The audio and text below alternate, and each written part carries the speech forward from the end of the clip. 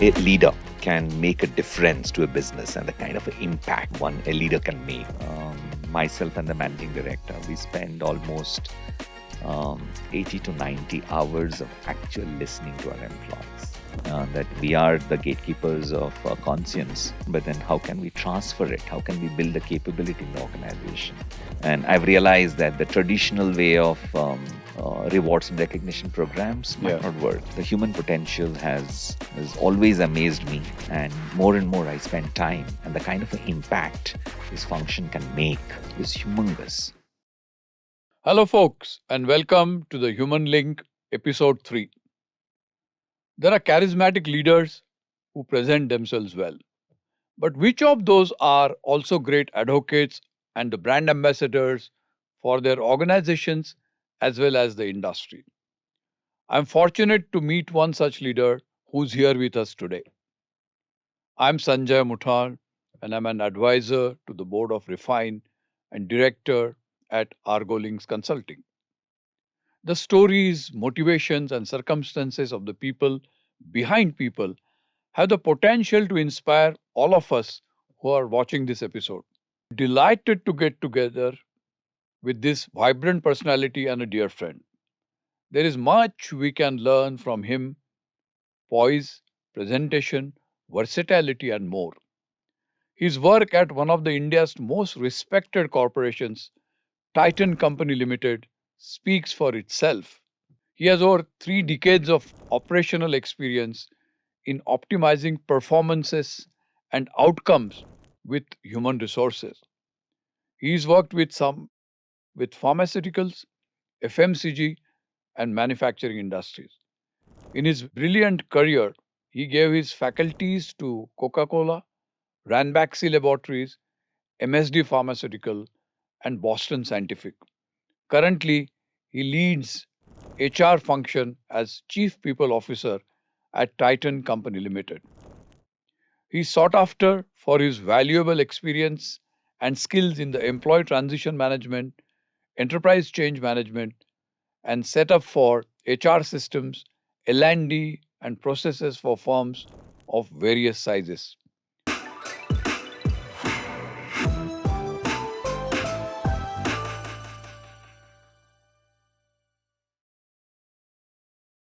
It's an honor to welcome Mr. Swadesh Behera. Swadesh, welcome to the show. Thank you. Thank you, Sanjay. So, Swadesh, once again, a warm welcome. As we begin the proceedings, I just wanted to get a little bit more insight into your background and what led you to human resource as a function ultimately. It'll be interesting to know where it all began. Look, my I was I was a science student, but then got into arts. I did my graduation in political science and sociology. So it wasn't a very planned move to the to HR or a people function. Um, and I think somewhere my post graduation course, which I did in sociology in Hyderabad, so I was fortunate to have some amazing professors like Umar Ramaswamy, who where I had an elective of industrial sociology. That must have played some little role in my interest in pursuing a course in human resources, and that led me to TISS. And TISS, again, as you know, is an amazing institute, and the pedagogy of TISS gave me an exposure to work with different sectors before even I started my career. So they used to have this concept of field work where That's right.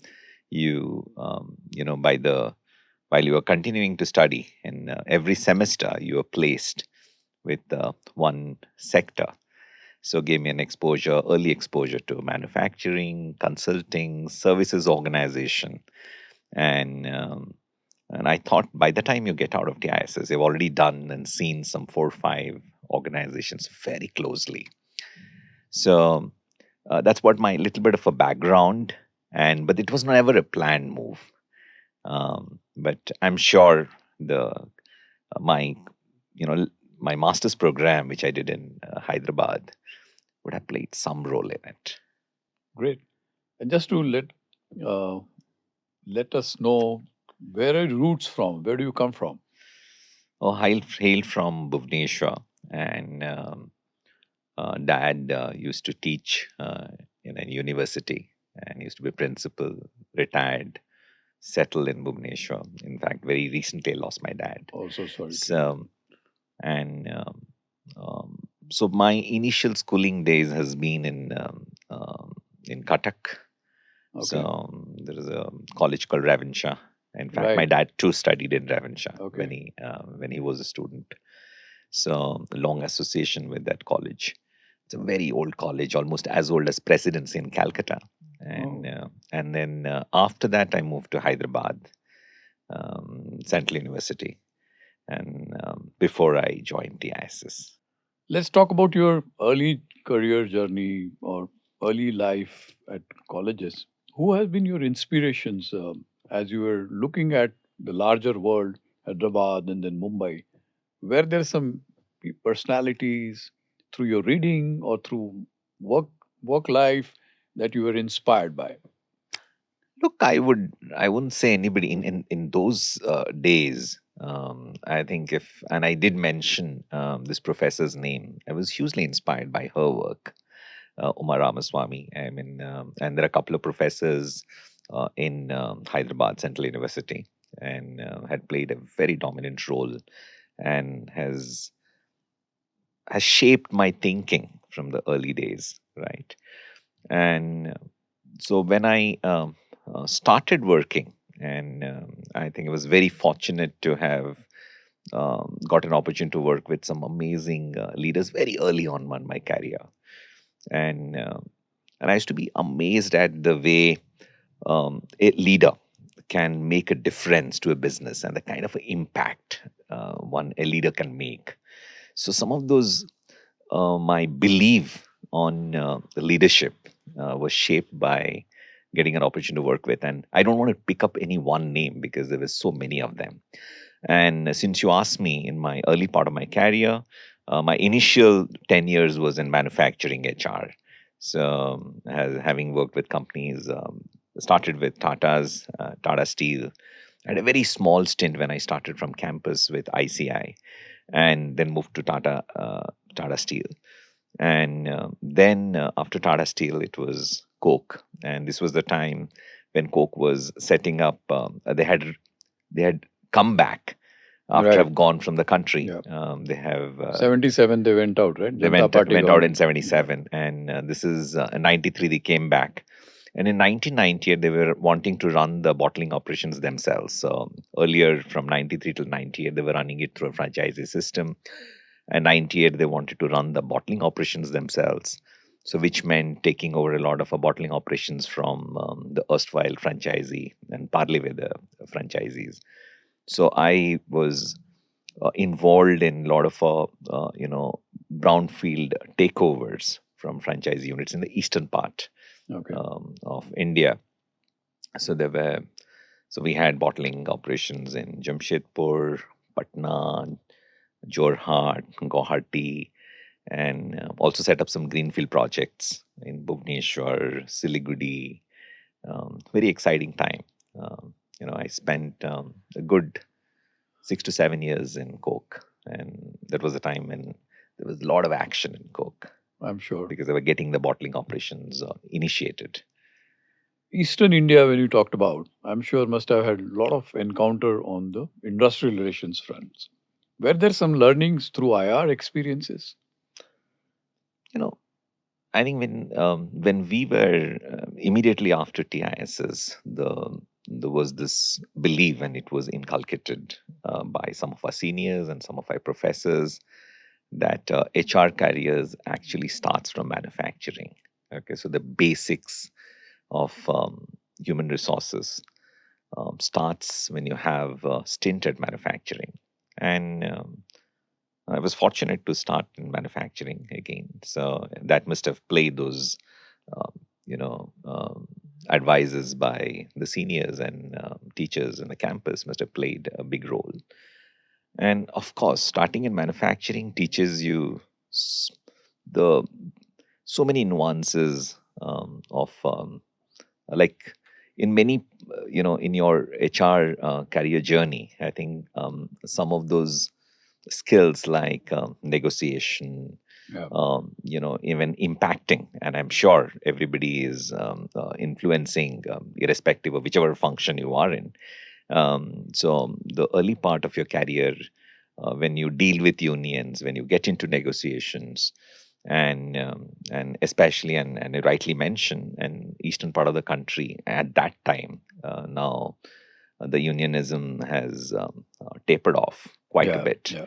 But It was at the peak those days. in the early 90s, and I think unionism still was at its peak. So um, it gives you a very solid foundation of dealing with people, Sure. and Sure. and those negotiation skills, which your muscles in negotiation skills, which I had built in the early part of my career, has really helped me. And in as I grew up and pick up other assignments and moved into other sectors. Terrific. Coming to Boston Scientific, that's where you spent a lot of years of your career. What have been some of those great building blocks that you actually created to take Boston Scientific where it is today? I was one of those first employees of Boston Scientific. So they had come and gone twice, and were not successful in setting up their base in India. And of course, Boston Scientific is a big name globally, as a great employer. Products are admired by many of our Correct. customers. Great products, great company, great culture. Um, but having come and gone twice from India, I think I was up against a very checkered past, and building with that background wasn't an easy task, and building it all over again. And so, but then I thought it will be a great challenge, and some bit of experience in Coke. Coke was also at a stage where they were building the organization, Right. right? The bottling operations Yeah. were getting built. Correct. So, though there were small bottling units, but then it was a lot of startups. And I've really enjoyed those stints of mine where you are mandated, or you have the remit to build Yeah. an organization from scratch. You build the leadership team, you put in people processes, you play a very dominant role in driving the culture of the organization. So I'd really enjoyed that, and this was an amazing opportunity, but a very tough one, because the brand equity of employer brand equity was not so good because of the past which I mentioned. And couple of things I realized, that organization which has got great products, and the products have been like people swear by some of the products of Boston Scientific globally. I thought that was uh, with that background, and I'm sure it won't be that difficult to get into the business, but that meant to picking up the right leaders. And I have spent a lot of a time in picking up the right leaders. So when I came in, including the managing director, we picked up from competition, and I didn't want to let my eye off from the quality of the talent we were bringing into the organization, because I believe if you get the right talent, and I think it just helps you, each talent, a good talent, plays that role of a catalyst to bring in more talent. Sure. People get drawn, Sure. Sure. and initial period was very difficult. And typically, the one question would be, um, they were not sure if Boston Scientific would again not wind up their operations in India. So that was a dominant question. But then after I got a couple of people, and then they joined the organization. Um, I think everything fell in place, and got an opportunity to again to write processes, drive a culture. And the good part was Boston Scientific already had a great culture back in the headquarters. got a huge support from the headquarters Where are they headquartered? in the US, in Boston. Okay. So, as the name suggests, As the name suggests. yeah, Okay. so Okay. it's a Boston-based company. You also had a fairly longish stint in London with them. I, from when and you would resonate with this, Sanjay. When we started a career, it was purely generalist, right? Absolutely. So the specialist verticals came in only during late 90s, Correct. late 90s, early 2000. Started with you would have a um, a total rewards vertical or Yeah. LNOD vertical Correct. or Correct. We talent used to call management training those days. Right? training in those Yeah. days, right? So even that was the time when we saw the transition from personnel management to HR, Human resource. right? Correct. So in all my many stints in different sectors where I had worked, and during the introduction you mentioned, I worked with different sectors. Right. I was purely a generalist, also all this while, and but mind you, even being a generalist, and it is very different than today's generalist versus in those days generalist. Yeah. For an example, I mean, if we have to do a compensation benchmarking for every year, of course, there were only a handful of one or two consultants available, Yeah. and many times we would get in touch with our peer companies and go and sit with them and exchange our compensation data and do Correct. the entire exercise what a consultant does it today, Yeah. right? So OPPI days, I remember. so It was those basically days, absolutely. So those days were the days where, even though you were a generalist, I think you used to do a lot of deep dive specialist work. While there were no specialists, um, separate specialists in our function. So I always harbored this interest of getting into a specialist role, mostly in talent management. And there was this opportunity came up in Europe to head the talent management role in Europe in Boston Scientific, and raised my both my hands, Mhm. and was very very fortunate and happy that when I got selected. So there's an internal process like many other organizations. So, and one of my very memorable stint which I had in UK, so close to 3 years, Okay. and so the talent management role included talent acquisition, a lot of good work in succession planning side, which we did, and in fact, um, acquisition. I created a internal recruiters model, like Okay. which cutting down our dependency on consultants. So a lot of key wins for the organization. So very very memorable stint. So other than that, and in Boston Scientific, other than the Indian market where I started, I also was looking after Middle East and Africa and supporting them. So it was IMEA, India, Middle East, and Right. Africa Right. market. Um, so 10 years in Boston Scientific, and I left when I came back to India again. And so we started currently, when I left, we had the commercial organization. We had a global IT organization. We had a global um, uh, shared services organization, and a very strong R&D organization with many patents to its credit. So I think it was a job very well done, and Fantastic. time very well spent in building that organization. Yeah. Terrific. Now let's come to the current stint and the current role, because Titan, as we know, has evolved over a period of time, and today it's the brand that people swear by. What, first of all, attracted you to Titan, and how is that your current role envisaging? What are those different aspects of people leadership that you are now uh, part of at Titan? Titan is my coming back to the Tata Group. Right. As I mentioned, I had a long stint of 9 years with Tata Steel. And even when I was working in Tata Steel, I have been watching this organization grow, and with a lot of admiration. right? How beautifully over the years they have become a darling of Indian consumers. Absolutely. Of course, started with watches and jewelry, and now into they have forayed into you know saris Saris, and I saw that. women's bags and Yes. fragrances and accessories.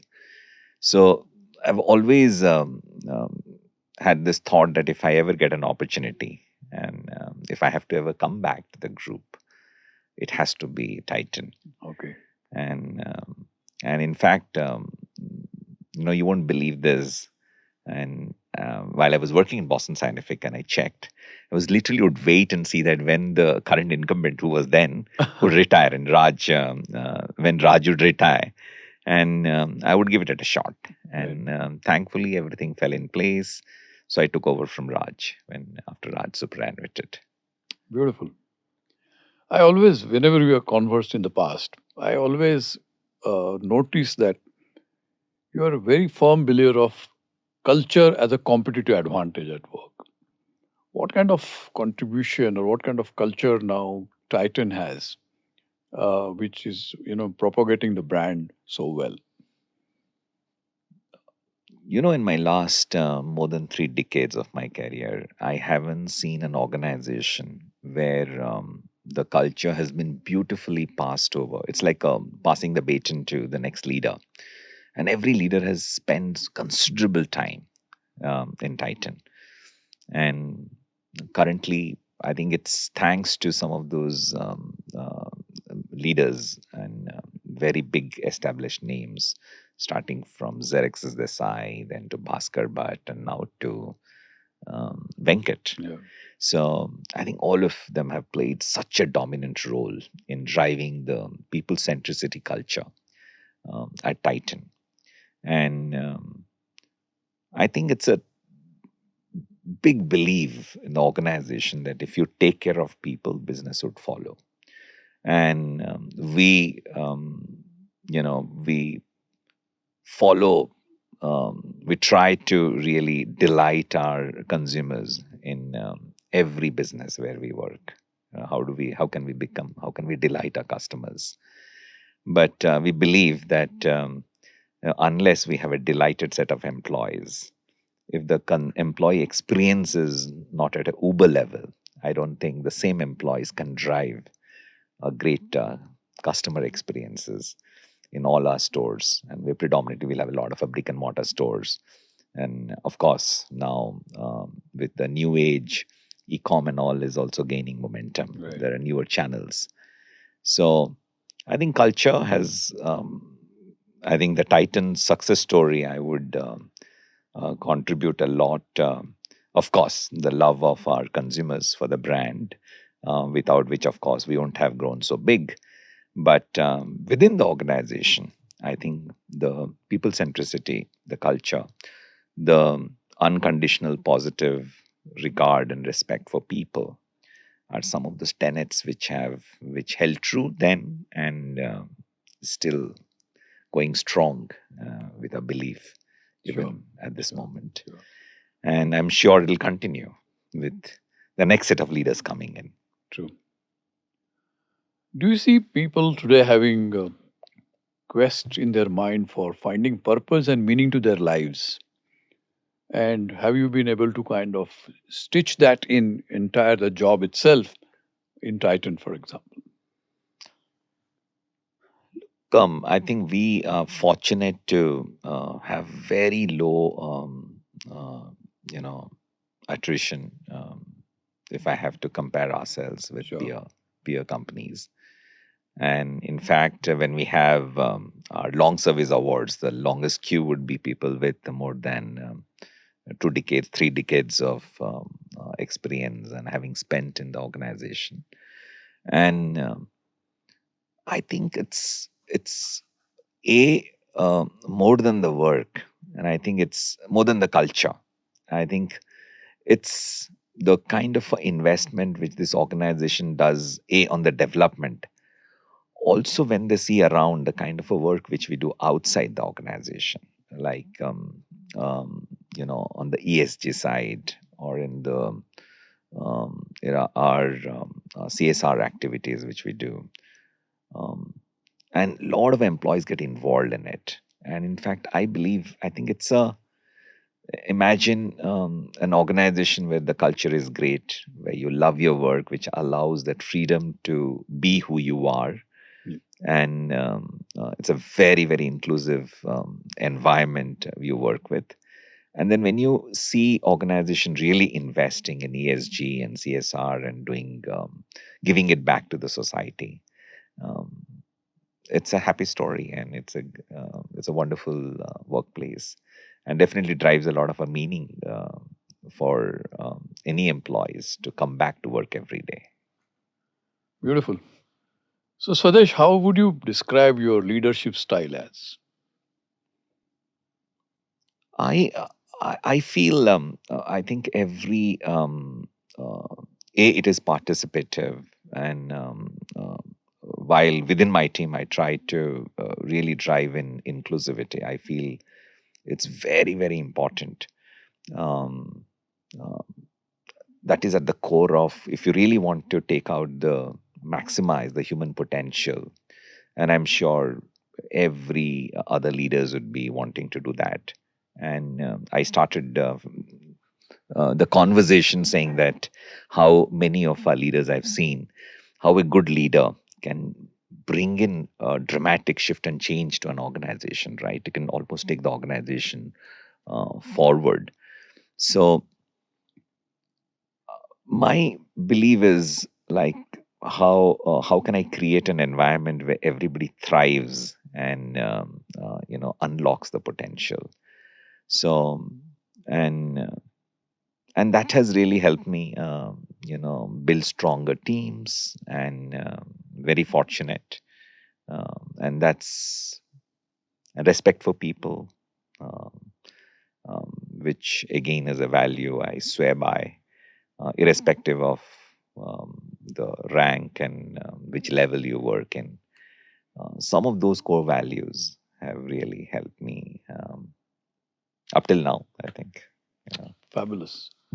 And you would have seen HR now transit through various phases when people like us began career, front end, IR, personnel management. So, role became from, let's say, transactional to strategic to tactical, today to the board. And how have you coped up with this? And what is your view on where is HR function now leading to? What a fabulous time we are currently. We have entered, like when I see, like with technology coming in, a lot of our work with respect to analytics, AI entering into our function. It is not that people didn't know how to make sense of data, and because the availability of data, it wasn't easy, and technology has made it easier. True. Like for an example, if I am when I'm looking at bringing in a new policy or bringing in a process change, and just exactly a marketeer would do, I would look at slice my entire employee base, and I can get a lot of insights and design policies which should work for everybody, right? Sure. If I know the demographic profile of people, and even for many of our sub functions or something which we want to drive in talent management, or even in the leadership development space, I think the usage of AI, and which we have already started,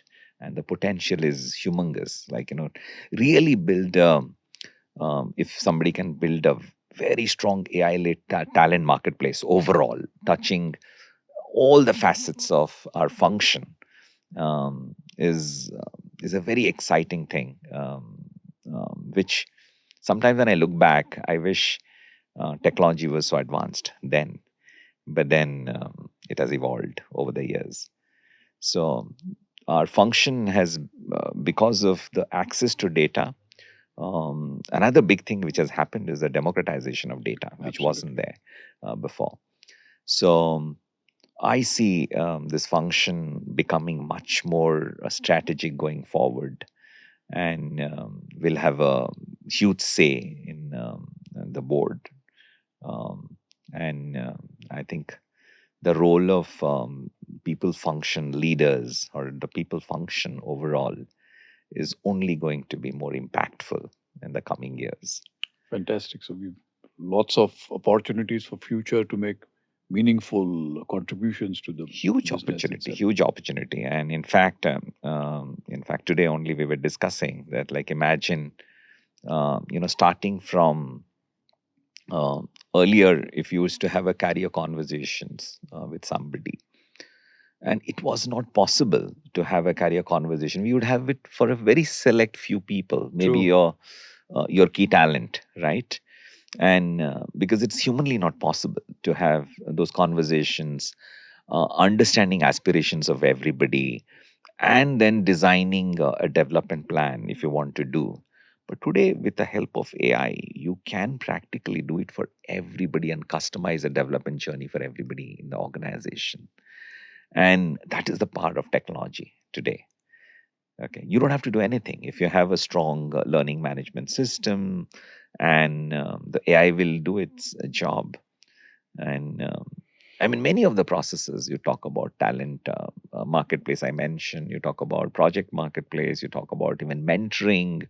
I think lot of stuff which we were doing it in a very small scale for very fewer people, and with technology coming in, with AI coming in, I think we can expand it to all our employee base, and that is the power of technology, and that is very exciting.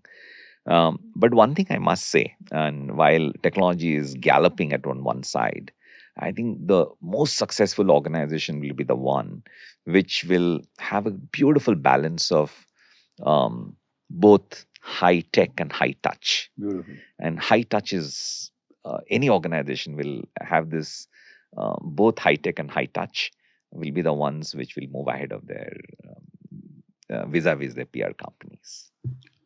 Another thing we hear these days and which has become reality of life is managing multi-generational workforce. And I'm sure you have quite a few of that in your current organization as well. So how do you manage those? Do you have different strategies for different folks, or you have devised a particular way of dealing with these generations? It's not that uh, multi-generational workforce were not there in Yeah, like in the past, yeah, in the past. And of course, if there were baby boomers, there were Gen X. that's right. If there were Gen X, there was Gen Gen Y. Ys, correct. And of course, now Gen Z is coming into And then the Alpha now, workforce. Gen Alpha. So Gen Alpha will come. And so multi-generational workforce have always stayed in organizations. Okay. But the need and aspirations of employees have always remained same. But the biggest difference is the with the new generation, with knowledge getting democratized, the propensity for the newer generation to grow is much faster, and almost double. In fact, I always say that, like, if knowledge and competency, these are the two things which would help you to grow in your career. Competency you would pick up, it will take time, Sure. as you continue in your job role. And knowledge is also equally important, right? And that one half of it is democratized today. So the propensity for the new generation to move in the career is much faster and higher. So when we get this, and even in Titan, we are becoming younger and younger, as an organization. The workforce is becoming younger, and the current employees are a product of their time, Sure. right? So they are a very, very impatient bunch, want to grow up in career faster. They want to get multiple experiences, and that's something which we've been trying to, and through my many conversations, and this is very interesting, which you asked me, where do I get the insights? Just a marketer would do to get customer insights. While the typical insights we used to get earlier is through listening posts. You would typically Right. do a engagement survey, and that would give you organizational health dimension scores, and then you design your interventions. But for the last 3 years, and in Titan, myself and the managing director, we spend almost 80 to 90 hours of actual listening to our employees. Beautiful. So and this is not like having a conversation in a town hall. People do not get up and ask Absolutely questions. not. If you want to have a good deep dive conversation, just like 8 to 10 employees in a very homogeneous cohort, we bring them in and have a conversation for almost an hour and a half. That gives us huge amount of insights Yeah. about the needs of an employee. And typically the conversations, we ask them to restrict it to the culture of the organization, people, processes, career, total rewards. So that is, it's purely on the people function side. I get a lot of insights from those conversations, and we have been doing successfully for the last 3 years, and we found huge value in spending that, close to 80 90 hours of actual listening. And mind you, this is only the time of listening, and I'm not counting the time of traveling. That's So right. we travel to multiple locations, we travel to regions, we travel to manufacturing units, and meet this different cohorts of people. And um, and when you meet people in homogeneous cohorts, they are more open to share True. things with you. The other benefits of meeting these people, other than we getting their lot of insights, where we meet different generational employees.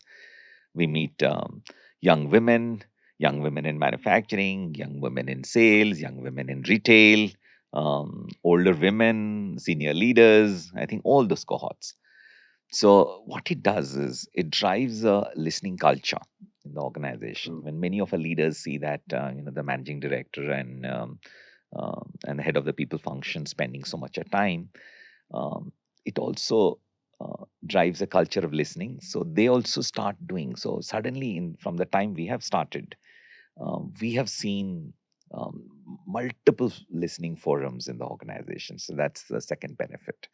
The third one is when a young employee or any employee, and it could be a store staff, getting an opportunity to speak with the managing director, and when he or she can openly speak and share her feedback, her point of view, of what she feels about the organization, what are the changes she wants to see in the organization, it drives a psychological safety net. Sure.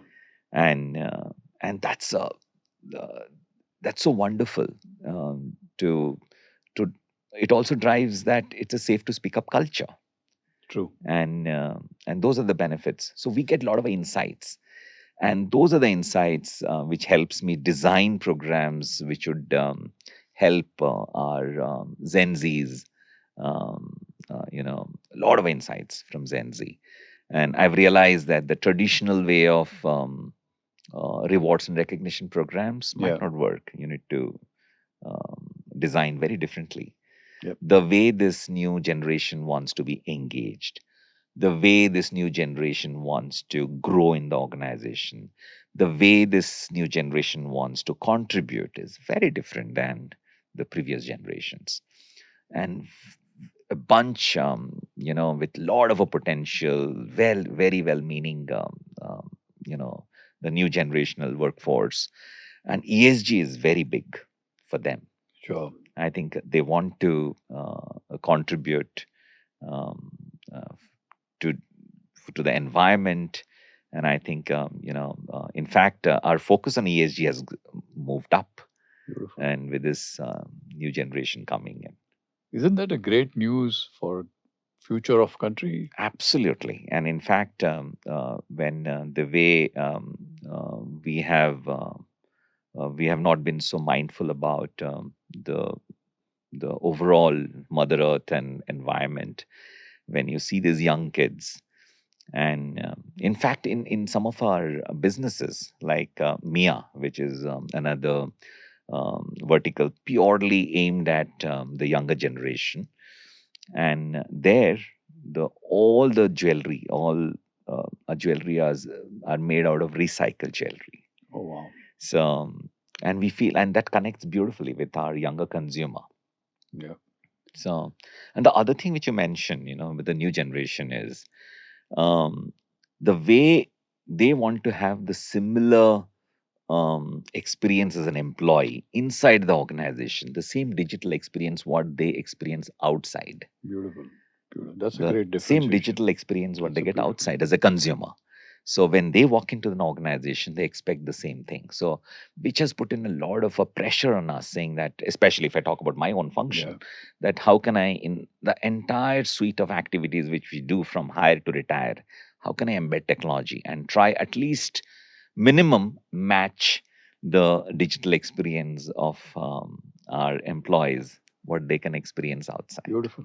I think the proof of that is I always get very tempted and enamored with your office itself, the philosophy behind the office that you created in Bangalore. Like it's a green It's office. a green office, and Yeah, I yeah. really get yeah, always very, very happy whenever I come and to meet you. HR role as a conscious keeper of the organization. What are your views on that? I think to start with, while we play a big role in driving the culture, um, but I believe more than HR as a function becoming the custodian. I think the role of an HR is to build that same capability in all our people managers in an Beautiful. organization, Lovely. because employees experience the organization through managers. Correct. And this is, maybe I am stating the obvious, but it's a very difficult one to get it right. Yeah. So how do I transfer the you know how can I ensure that all my managers in the organization are the gatekeepers of the culture, right? And that's why in many organizations I've always felt that one of the tasks of our function is to build that people management capability in people leaders. And even in Titan we have done that. So when I came in, and we didn't have a common understanding what is expected from a people manager. So currently we have it's a very simple 9 statements, Okay. what is expected. That's the people managers promise to their the team members. Okay. So everybody, starting across from the senior level to down below, the first time people manager. So everybody understands today that this is what is expected out of them um, as a people manager. So when you ask me this question, that we are the gatekeepers of conscience, and I think while we are, but then how can we transfer it? How can we build the capability in the organization so that overall, because only one function cannot Manage. manage or make an impact in That's driving right. that culture. It has to be picked up by everybody, and everybody contributes to the culture, right? Our job is to, how do I transfer that? How do I build that capability so that Thank you. every leader, every people manager, invests and runs with that culture. Good to hear that. Transferring that skill, as it were, is very, very critical for the organizational in the context of the entire organization. Swadesh, we're leading towards the end of the our podcast. I wanted to ask you a couple of questions. So, what is Swadesh doing when he's not working? When I'm not working, I spend time with my family, listening to music, which I'm passionate about, and do a little bit of a gardening. And in fact, don't be surprised when next time you walk into our green campus, and you might catch me outside playing with the ducks in our campus. So I love animals. I love uh, you know I think I've put in a lot of effort in making our campus greener, and I Oh, think nice. I I love spending time with nature. So that's what I do. Thank you. And my last one is, what will be your message to young HR professionals or students who want to make HR as the career? I think it's and more the power of this function I realized little later.